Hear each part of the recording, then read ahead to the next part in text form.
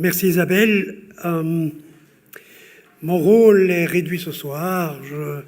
J'ai le plaisir de présenter Jean-Marc Ferry, qui a enseigné de longues années à l'Université libre de Bruxelles, dont il est aujourd'hui professeur émérite. Et il est encore titulaire de la chaire de philosophie de l'Europe de l'Université de Nantes et docteur honoris causa de l'Université de Lausanne. Alors, il est membre notamment de la Fondation Jean Monnet, du groupe Spinelli pour l'Europe et de l'Observatoire européen des politiques universitaires. Il dirige aussi de nombreuses collections d'ouvrages. Non seulement il dirige des collections d'ouvrages, mais il en a écrit pas mal lui-même. Une trentaine de livres, dont plusieurs ont été très marquants, et aussi quelques 250 articles de revue, de chapitres d'ouvrages collectifs, entretiens et rapports d'expertise. Il a bien évidemment reçu un nombre impressionnant de distinctions honorifiques, prestigieuses, mais comme la liste est fort longue et que l'énumération des honneurs fait craindre une mort future, je passerai toutes ces distinctions sur silence. Alors, pourquoi Jean-Marc Ferry? Outre, bien sûr, le plaisir d'une amitié vertueuse, je voudrais, en 2 minutes, indiquer 2 ou 3 éléments pour lesquels il me semble que son œuvre est stimulante pour notre projet. Dans un de ses premiers ouvrages, Les puissances de l'expérience, il montre que les premières reconnaissances d'autrui ne se font pas par le discours, mais par une espèce de bienveillance originelle. Notre première rencontre, notre premier engagement avec un humain se passe un peu comme si vous sentiez un parfum et que vous étiez immédiatement transporté dans quelques souvenirs d'enfance. Alors vous avez tout de suite reconnu la référence à Proust, mais nous n'avons aucune prise sur cette série d'événements. Mais elle nous permet, cette expérience, de nous distinguer et de distinguer un humain, un autre alter ego, d'un robot ou d'une souris.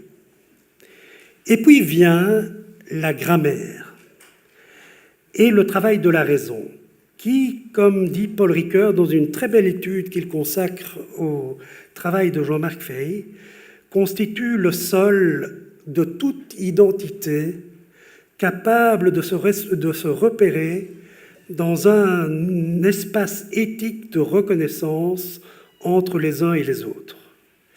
Cette analyse sera poursuivie dans un autre livre marquant de Jean-Marc Ferry, Les grammaires de l'intelligence. Alors, qu'est-ce que ça signifie, ces grammaires? Eh bien, en gros, ceci.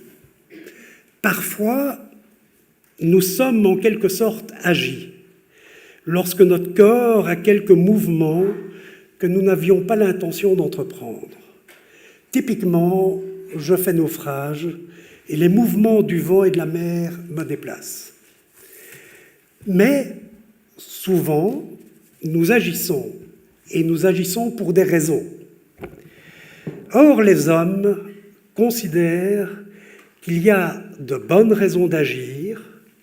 Par exemple, typiquement le droit, le système juridique, considère que le respect des normes juridiques sont de bonnes raisons d'agir. Et il y a de mauvaises raisons d'agir. Par exemple, utiliser tous les moyens possibles, passant de la trahison à la violence pour atteindre une fin. L'épistémologie de l'économie nous a même, d'une certaine manière, permis de poser la question suivante. Est-il rationnel d'avoir un comportement moral ? Quelles sont les petites compromissions avec le mal qui pourraient satisfaire nos projets? Donc, comment déterminer les bonnes raisons d'agir? Si j'ai soif, j'ai une bonne raison de boire un verre d'eau.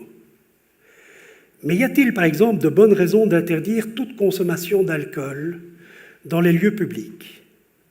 Ce n'est pas si facile de répondre à ce type de questions dans des sociétés pluralistes comme les nôtres, ni, comme on le sait, de définir les limites pratiques du droit des minorités. Nous connaissons tous un grand nombre de questions éthiques, bioéthiques, qui posent ce type de questions.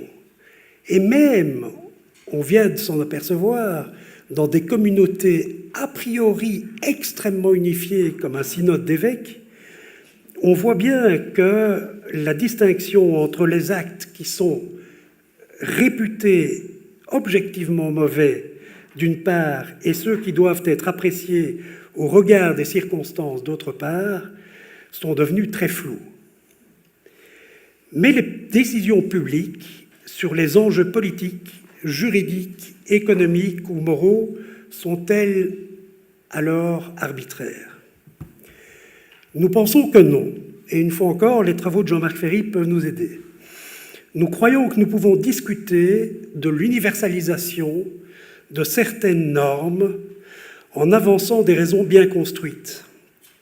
Et, comme l'a rappelé Jean de Monck, des raisons qui prennent en considération les contextes sociopolitiques dans lesquels les normes sont appelées à s'intégrer. À nouveau, le travail de Jean-Marc Ferry nous est utile lorsqu'il distingue la fonction de l'argumentation qui doit justifier une action au regard de bonnes raisons d'agir et une autre fonction de la raison qui doit identifier les lieux, les positions, les institutions à partir desquelles ces bonnes raisons d'agir peuvent être émises, à partir desquelles elles peuvent être légitimement avancées. L'université est sans doute l'une de ces institutions qui peut légitimement avancer certaines bonnes raisons d'agir. J'espère avoir indiqué ici, bien maladroitement sans doute et trop brièvement, comment le travail de Jean-Marc Ferry nous permet de mieux comprendre l'inscription des exigences d'un engagement démocratique dans le pluralisme des cultures contemporaines.